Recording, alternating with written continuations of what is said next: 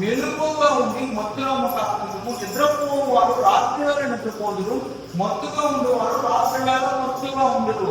మనం పగటి వాడమై ఉన్నాము. స్తోత్రం. దేవుడు వాక్యం మనం బాగా పరిశీలన చేసినట్లయితే మత్తుగా ఉండేవారు రాత్రి వేళ మత్తుగా ఉండరు. మనం పగటి వారమై ఉన్నాము. పగటి వారం అంటే పగటి కాలం అంటే ఏముంటదట? వెలుగులో ఉన్న సమయం. పగటి వారికి ఉన్నాం కనుక మత్తులమై ఉండకూడదని దేవుని వాక్యం ప్రత్యేకంగా సెలవిస్తుంది. పగటి లేకపోతే ఉదయము అని అంటే ఉదయం చేసే పని ఏంటంటే చాలా మంది పనికి వెళ్తుంటారు, చాలా మంది డ్యూటీకి వెళ్తున్నారు, చాలా మంది పనికి వెళ్తారు. అంటే ఈ పగటి కాలం ఎలా ఉంటుందంటే వెలుగుగా ఉంటుంది. దేవుని వాక్యం చూసినట్లయితే యోహాను రాసిన సువార్త 1వ అధ్యాయం 4వ వచనం, ఎందుకు పగటి వారమై ఉన్నాము వంట భక్తులు ఎందుకు పగటి వారమై ఉన్నామని దేవుడు అంటాడంటే పగలు అని అంటే అది వెలుగులు. పగలు అని అంటే మనం చేసుకునే పనులు పగటి కాలంలో చేస్తాం. ఆయనలో జీవం ఉండేను, ఆ జీవమే మనుషులకు. పగటి అని అంటే పగలు అని అంటే వెలుగు. దేవుని స్తోత్రం. దేవుడిలో ఎక్కడైతే జీవం ఉంటారో ఆ జీవం అనేది మనుషులకు వెలుగు అని దేవుని వాక్యం ప్రత్యేకంగా సెలవిస్తుంది. కనుక వెలుగులో చేసే పని ఏంటంటే వెలుగును మనం ఇష్టపడతాం. కొంత సమయం కరెంటుగా నిలిపోయినట్లయితే, కొంత సమయము కరెంట్ కానీ పోయినట్లయితే ఎప్పుడు కరెంట్ వస్తుందా, ఇప్పుడు కరెంట్ వస్తుందా అని మనం చూస్తామంటే మనం వెలుగుని ఇష్టపడతాము. మనం రాత్రి కంటే పగటిని ఇష్టపడతాము. ఇతర వాళ్ళ వెలుగులో రాత్రి మాట్లాడినట్లయితే ఎదురు వాళ్ళ నిద్రపోగా మెలుగుగా కలిగి వెలుగు ఉండి మత్తులో కాకుండా నిద్రపోవారు రాత్రి నిద్రపోదు, వారు మత్తుగా ఉంటారు. మనము పగటి వారమై ఉన్నాము. స్తోత్రం. అని ఈ రాత్రి సమయంలో దేవతను దేవుడు మనతో మాట్లాడుతున్న మాట పంపించినట్లయితే ఆయనలో జీవం ఉండేది, ఆ జీవమే మనుషులో లేదు. ఎందుకంటే చీకటిని పోగొట్టడానికి దేవుడు ఈ లోకానికి వచ్చాడు. స్తోత్రం. దేవుడు వెలుగై ఉన్న ప్రకారం మనము వెలుగై ఉన్నామని దేవుడు మనకు ప్రత్యేకంగా సెలవిస్తుంది. బయటలో మనం పంపించినట్లయితే మనము పగటి వారమై ఉన్నాము కనుక మత్తులమై ఉండగా విశ్వాసం, ప్రేమలను, కవచము, రక్షణ, నిరీక్షణ, శిరస్నామము ధరించుకుంటాము. దేవుడు మాటలు గమనించినట్లయితే ఇక్కడ పగల గురించి విన్నాము, రాత్రి గురించి విన్నాము. రాత్రి సమయం ముందు అందరూ పడుకున్నారు, వారు మత్తులై ఉంటారు. పగటి కాలంలో ఎవరు పడుకోరు, ఎవరు మత్తుగా ఉంటారు, మత్తుగా ఉంటారు. కానీ బైబిల్ మనం గమనించినట్లయితే దేవుడు అంటున్నారు, మీరు పగటి వారై ఉన్నారు, మీరు పగల వారై ఉన్నారు. అంటే మనం వెలుగై ఉన్నామా? దేవుని స్తోత్రం. దేవుడు లోకంలో ఎలాగైతే చేసుకున్నాడు అంటే ఆయనలో జీవం ఉంటాను, ఆ జీవమే మనుషులకు వెలుగు. అంటే మనం వెలుగుని ఇష్టపడతాము, ఆ వెలుగు అనేది పగటిలో ఉంటారు. దేవుని స్తోత్రం. రాత్రి కూడా చాలా మంది నిద్రపోతుంటారు, మత్తుగా ఉంటారు. అయితే పగటి ఇతరుల వల్లే మనము నిద్రపోవడం వెలుగులో ఉండి మత్తులోకి రాబోతున్నాము. దేవుని స్తోత్రం. ఎందుకంటే దేవుడు అంటున్నాడు మనము పగటి వారై ఉన్నాం. పగటి వారు అంటే పగలు అని అనుమానం తెలుస్తుందంటే సూర్యుడు ఉదయించినప్పుడు అది పగలు అని తెలుస్తుంది. అంటే పగలు అని అంటే వెలుగు. దేవుని స్తోత్రం. అయితే పగటి వారు ఉన్నాం కనుక మత్తులమై ఉండగా విశ్వాసం, ప్రేమలను. దేవుని స్తోత్రం. విశ్వాసం, ప్రేమలనే కవచం. బైబిల్లో రాసినట్లయితే పగల గురించి దేవుడు మాట్లాడాడు, రాత్రి గురించి మాట్లాడాడు. పగలని ఏమన్నాడంటే మీరు పగలవారు అన్నాడు. హల్లెలూయా. అయితే బైబిల్లో మనం గమనించినట్లయితే విశ్వాసం, ప్రేమలను కవచం. ఎందుకంటే మనం వెలుగై ఉన్నవారం కాబట్టి, పగలవారు ఉన్నాం కాబట్టి విశ్వాసం, ప్రేమలను అనే కవచం ధరించాలి. స్తోత్రం. అసలు విశ్వాసం అంటే ఏమిటి, అసలు ప్రేమ అంటే ఏమిటి? మొట్టమొదటి గమనించినట్లు విశ్వాసము, ఫెయిత్ షీల్డ్ అంటే కవచము. బైబిల్ రాయబడింది విశ్వాసము, ప్రేమలను కవచము. కవచము అని అంటే మనము ఒకరి నుండి మనము రక్షించుకోవడానికి ఉపయోగించే దాన్ని కవచం అనడం. కాలంలో యుద్ధాలు జరిగినప్పుడు కవచాలు ఉండేవి, షీల్డ్స్ అనేవి కవచాలు ఉన్నాయి. ఇప్పుడు కాలంలో అయితే యుద్ధాలు ఎక్కడైతే జరుగుతాయో ఆ యుద్ధానికి కావాల్సిన యుద్ధంలో అనేవి మనము పగటి వారమై ఉన్నాము కనుక మనము కవచం ఉండాలి.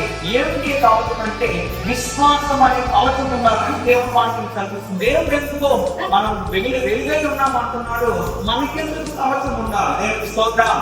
కలిగి మనం సేకరిస్తామని అంటలేదు, మీరు పక్కవారై ఉన్నారు. కానీ దేవుడు ఏమంటే విశ్వాసం అనే కవచం ఉన్నారు. వ్యక్తి మనం గమనించినట్లయితే ఆ వ్యక్తి బాగా యుద్ధం చేస్తాడు, ఆ వ్యక్తి అన్ని విషయాల్లో గెలగలడు. అయినప్పటికీ ఆయన ఖచ్చితంగా యుద్ధోపకరణాలు ఆ వ్యక్తికి ఉండాలి. ఎందుకంటే ఐగుప్తు వంటి లోకంలో జీవిస్తున్న మనకి ఖచ్చితంగా మనం పక్కవారై ఉన్నాడు, మనకు విలువ సంబంధంగా ఉన్నాడు. కానీ ఖచ్చితంగా దేవుడు మానంటే ప్రేమ అనే కవచము ఖచ్చితంగా ఉండాలి. స్తోత్రం. కొలస్సీయులకు రాసిన పత్రిక 2:8 కొలస్సీయులకు రాసిన పత్రిక 2:8. ఎందుకంటే ఈ యొక్క విశ్వాసం అనే కవచం అనేది ఈ ఐగుప్తు వంటి లోకంలో మనలను రక్షిస్తుంది, మనలను కాపాడుతుంది. ఎందుకంటే యుద్ధానికి వెళ్ళినప్పుడు ఆయనకు తన కవచాలు ఎన్ని రక్షిస్తాయో ఈ యొక్క విశ్వాసం అనే కవచం అనేది మన ఆత్మీయ జీవితానికి పనికొస్తుందని చదువుతారు. ఆయనను అనుసరింపక మనుషుల పారంపర్యాచారములు అనగా ఈ లోక సంబంధమైన మూలపాఠం అనుసరించి మోసకరమైన నిరర్ధక తత్వజ్ఞానము చేత మిమ్మల్ని చెరపట్టుకొని పోవాడు ఎవరైనా ముందునేమో అని జాగ్రత్తగా ఉండండి. దేవుని స్తోత్రం.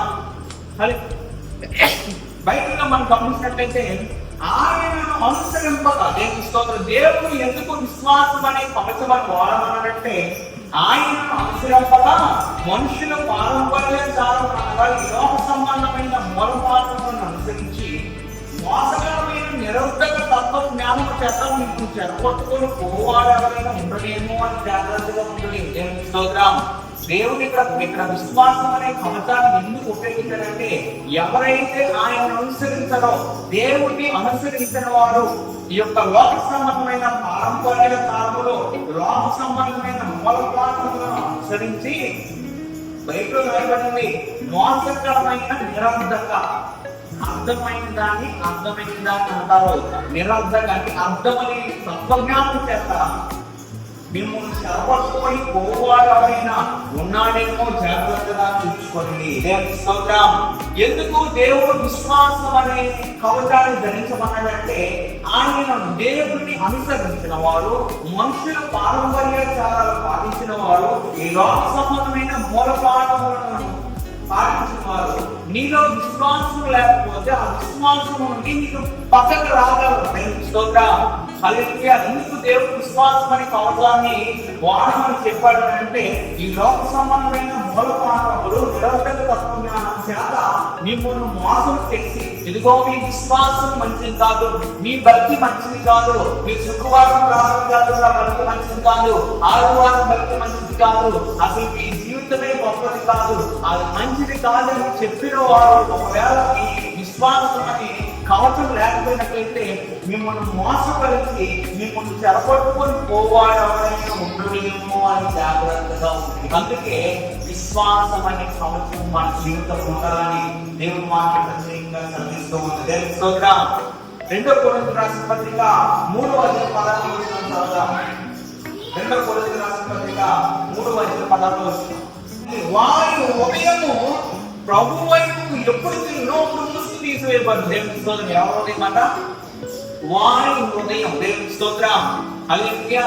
వారి ఉదయం ప్రభు వైపు ఎప్పుడు తిరిగినప్పుడు అంటే నీలో విశ్వాసం కలిగిన ఉదయం ఎప్పుడైతే ఉంటుందో అప్పుడు నువ్వు దేవుని వైపు తిరుగుతావు. అప్పుడు ముసుగు తీసివేయబడిన, ముసుగు అని అంటే అనేక రకమైన ముసుగులు ఉన్నాయి. మాస్క్ అని ముసుకుంది, బెయిల్ అని ముసుకుంది, స్కార్ఫ్ అని ముసుకుంది. అంటే ఈ ముసుగులు పెట్టుకోవడం వల్ల, ఈ ముసుగులు పట్టుకోవడం వల్ల, ఈ మాస్క్ ధరించడం వల్ల మనుషులను మనం గుర్తుపట్టలేము. దేవుని స్తోత్రం. అయితే మన విశ్వాసం కలిగిన హృదయం ఎప్పుడైతే కలిగి ఉంటామో మన ముసుగు అనేది తీయబడుతుంది. మన ముసుగు అనేది ఎప్పుడైతే చేస్తామో మనం ఎవరో అని గుర్తుపడతాం. దేవుని స్తోత్రం. అన్నాడు బుద్ధి గల కనికులు, బుద్ధి లేని కనికులు. ఆ యొక్క బుద్ధి గల కనికలు ఎంత పడ్డారు? బుద్ధి లేని కనికలైతే వారి డ్యూటీలో నూనె లేదు, ఆ నూనె తీసుకొని నింపుకొని వచ్చిన తర్వాత దేవుడు తీసినప్పుడు దేవుడు అన్నాడు మీరు ఎవరో నాకు తెలియదని అన్నాడు. దేవుని స్తోత్రం. మనం పంపించినట్లయితే మన ఉదయం దేవుడి వైపు ఎప్పుడైతే తిరుగుతారో మన ముసుగు అనేది తీయబడతాదని దేవుడు మాకు ఉంటుంది.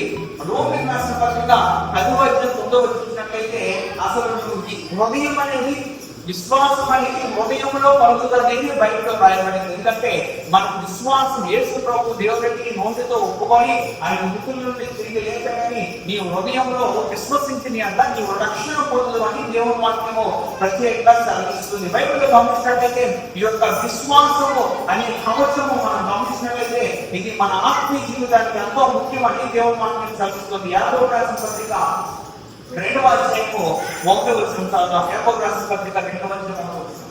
సహోదరులారా, మహిమ స్వరూపుడు